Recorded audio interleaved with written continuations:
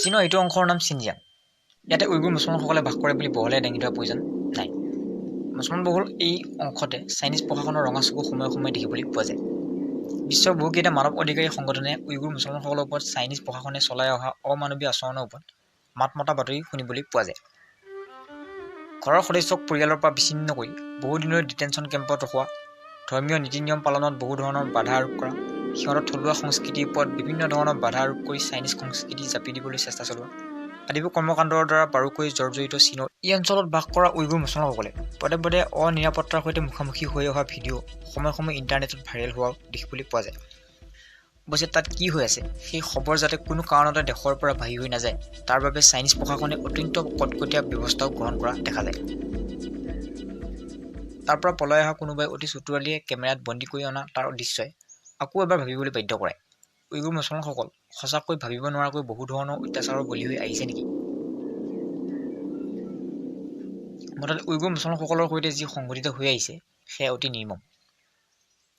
এতিয়া প্ৰশ্ন হ'ল, সিহঁত মুছলমান হোৱা বাবেই এই শাস্তি নে ইয়াৰ আঁৰত আন কিবা কাৰণ লুকাই আছে? এই ভিডিঅ'টো সম্পূৰ্ণ শৈক্ষিক উদ্দেশ্য আগত ৰাখি নিৰ্মাণ কৰা হৈছে। কোনো দেশ বা জাতিক নিচ দেখুওৱাটো আমাৰ লক্ষ্য নহয়। উইগুৰ শব্দৰ অৰ্থ একত্ৰিত বা একগোট। উইগুৰ মুছলমানসকলৰ দ্বাৰা মুখৰিত ভাষাত তুৰ্কী, উজবেক আৰু মংগোলীয় ভাষাৰ সংমিশ্ৰণ দেখিবলৈ পোৱা যায়। এনেধৰণৰ ভাষাক আলটেইক মূলৰ ভাষা বুলি কোৱা হয়। তাৰোপৰি সিহঁতৰ ৰীতি নীতি আৰু সামাজিক পৰম্পৰাৰ মাজত চাইনিজ কালচাৰতকৈ তুৰ্কী আৰু ইছলামিক কালচাৰ বেছিকৈ বিদ্যমান। তুৰ্কী আৰু উইগুৰ মুছলমানৰ মাজত থকা সম্পৰ্কটোৰ বিষয়ে জানিবলৈ আমি ইতিহাসৰ কিছু পাত লুটিয়াব লাগিব। এই বৃহৎ অঞ্চলটোতে এসময়ত তুৰ্কীসকলে বাস কৰিছিল। আজিৰ পৰা প্ৰায় ৩-৪ হাজাৰ বছৰ পূৰ্বে তুৰ্কীসকলৰ মাজৰ পৰা বিভিন্ন ধৰণৰ জাতি জনগোষ্ঠীৰ উদয় হৈছিল। তাৰ ভিতৰত বেছিভাগেই আছিল উঘৰী। পশুপালনৰ বাবে চৰণীয়া পথাৰ আৰু খেতিৰ বাবে সাৰুৱা মাটিৰ সন্ধানত বহু হাজাৰ বছৰ পূৰ্বে সিহঁতৰে কিছুমান দল এইটো অংশলৈ ঢাপলি মেলিছিল। সিহঁত যিহেতু অঘৰী আছিল সেয়ে সময়ে সময়ে ঠাই সলাবলগীয়া হৈছিল। সেইবোৰৰ ভিতৰত উইগুৰ মুছলমানসকল হৈছে অন্য এটা। উইগুৰসকলে ৮ম শতিকাত মধ্য মংগোলীয়ৰ অৰহন নদীৰ আশে-পাশে থিতাপি লোৱাৰ কথা ইতিহাসত পোৱা যায়। ৮৪০ খ্ৰীষ্টাব্দত কিৰগিজসকলে চলোৱা আক্ৰমণৰ ফলত উইগুৰসকল দক্ষিণ দিশে অগ্ৰসৰ হৈ চান নামৰ অঞ্চলত থিতাপি ল'বলৈ আৰম্ভ কৰিছিল। হয়, বৰ্তমানৰ চিনজিয়াং নামেৰে পৰিচিত অঞ্চলটোতে অৱস্থিত এই টুকুৰা ঠাইৰ নাম চান আছিল। তাতে সিহঁতে স্বাধীনভাৱে বাস কৰিবলৈ লৈছিল। বহু ইতিহাসবিদে মডাৰ্ণ উইগুৰসকলক প্ৰথম অৱস্থাৰ উইগুৰসকলৰ পৰা পৃথকভাৱে চোৱাও দেখিবলৈ পোৱা যায়। সিহঁতৰ মতে তুৰ্কীৰ পৰা অহা সেই অঘৰী জনগোষ্ঠীসমূহৰ কিছুমান মংগোলীয়াত থিতাপি লৈছিল, কিছুমান চীনৰ এইটো অঞ্চলত। মুঠতে এচাম ইতিহাসবিদৰ মতে উইগুৰসকল মংগোলীয়াৰ পৰা অহা লোক নহয়। সকলো মিলাই এইটোৱে যে উইগুৰসকলৰ মূল শিপাডাল চীনা মূলৰ নহয়, তুৰ্কী মূলৰহে। সেইবাবে বেছিভাগ উইগুৰ মুছলমানে মনৰ পৰা নিজকে চাইনিজ বুলি মানি ল'বলৈ টান পায়। চাইনিজ প্ৰশাসনৰ চকুত সিহঁতৰ অপৰাধ সেইটোৱে। উল্লেখযোগ্য যে আজিৰ তাৰিখত চিনজিয়াং ৰূপে পৰিচিত এই অঞ্চলটো এসময়ত ইষ্ট তুৰ্কিস্তান ৰূপে পৰিচিত আছিল। বৰ্তমানে এই অঞ্চলটোক বহুতে চাইনিজ তুৰ্কিস্তান ৰূপে অভিহিত কৰিব খোজে। আনহাতে প্ৰথম অৱস্থাত চাইনিজসকলৰ মাজত এই অঞ্চলটো চিউ ৰূপে জনাজাত আছিল, যাৰ অৰ্থ পশ্চিমৰ অঞ্চল। পাছৰ পৰ্যায়ত চিনজিয়াং নামেৰে পৰিচিত হৈ পৰে। চাইনিজ ভাষাত চিনজিয়াং মানে নতুন সীমান্ত বা নিউ বৰ্ডাৰ। উল্লেখযোগ্য যে 1949 চনৰ পাছৰ পৰা চাইনিজ প্ৰশাসনে দেশৰ ইকনমিক গ্ৰথৰ বাবে এই অঞ্চলটোত হেভি ইনভেষ্টমেণ্টৰ দিশত অধিক জোৰ দিছিল। এই অঞ্চলত মজুত থকা প্ৰাকৃতিক সম্পদবোৰৰ চোৱা চিতা কৰিবলৈ, পৰিচালনা কৰিবলৈ বা তাৰ ওপৰত উপযুক্ত ব্যৱস্থাৰ বাবে হান নামৰ থলুৱা চাইনিজ জনগোষ্ঠী এটাক চাইনিজ চৰকাৰে নিয়োজিত কৰা দেখিবলৈ পোৱা গৈছিল।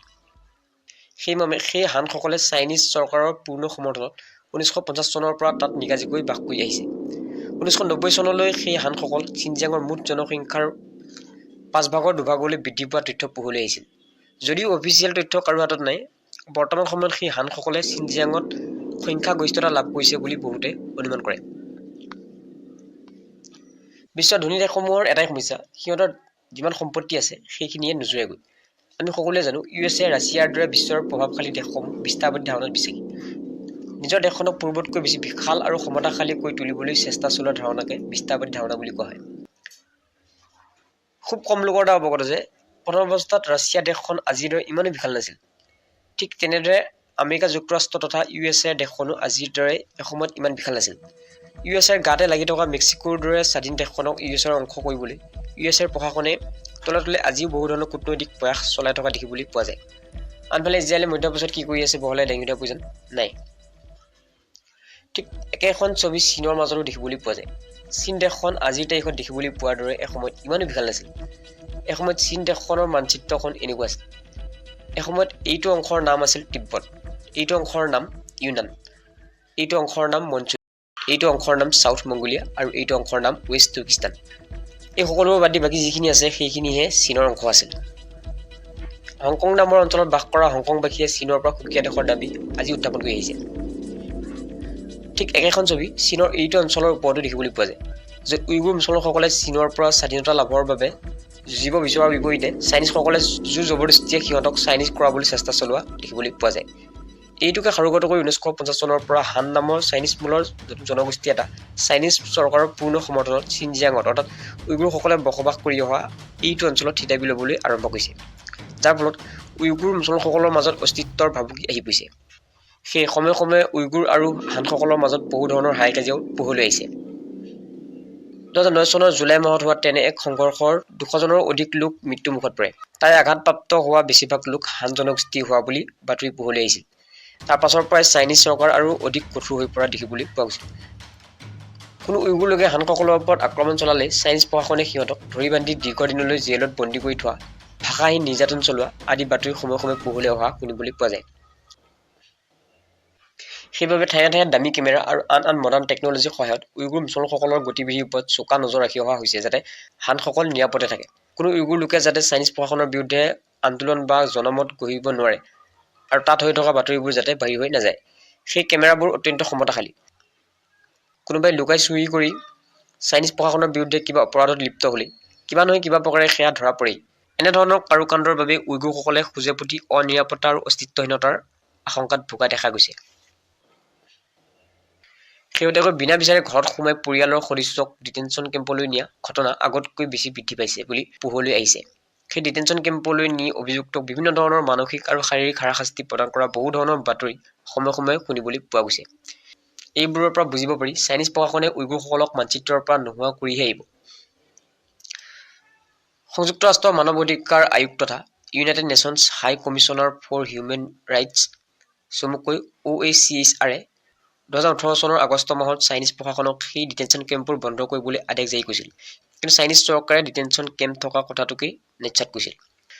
2022 চনত OHCHR চিনজিয়াঙৰ মুছলমানবহুল এলেকাত থকা ডিটেনশ্যন কেম্পবোৰ মানৱতাৰ বিৰুদ্ধে অপৰাধ বুলি ঘোষণা কৰিছিল। প্ৰত্যুত্তৰস্বৰূপে চাইনিজ চৰকাৰৰ 131 দফীয় প্ৰতিবেদনৰ জৰিয়তে এই কথা সদৰি কৰিছিল যে চিনজিয়াঙত চাইনিজ প্ৰশাসনে কোনো ধৰণৰ মানৱ অধিকাৰ উলংঘা কৰা নাই। মুঠতে চীনলৈ অভিযোগৰ আঙুলি টোৱালেই প্ৰতিবাৰতে চীনে বিভিন্ন ধৰণৰ অজুহাত দেখুওৱা কথা যে চীনক গোপন অভিপ্ৰায়টোৰে ইংগিত নিদিয়ে জানো। উইগুৰ মুছলমানসকলে লেখা পঢ়া কৰি টেকনিকেলি ষ্ট্ৰং হৈ নুঠিলে ভৱিষ্যতে যে কিবা পৰিৱৰ্তন আহিব তাৰ কোনো নিশ্চয়তা নাই।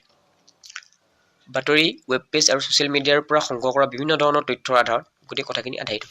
মুছলিম ৰিলেটেড চিৰিজৰ ইয়াৰ পিছৰটো ভিডিঅ' ৰোহিংগা মুছলমানৰ ওপৰত নিৰ্মাণ কৰা হ'ব। গতিকে চাই থাকক আমাৰ YouTube channel something new in Assamese. ধন্যবাদ।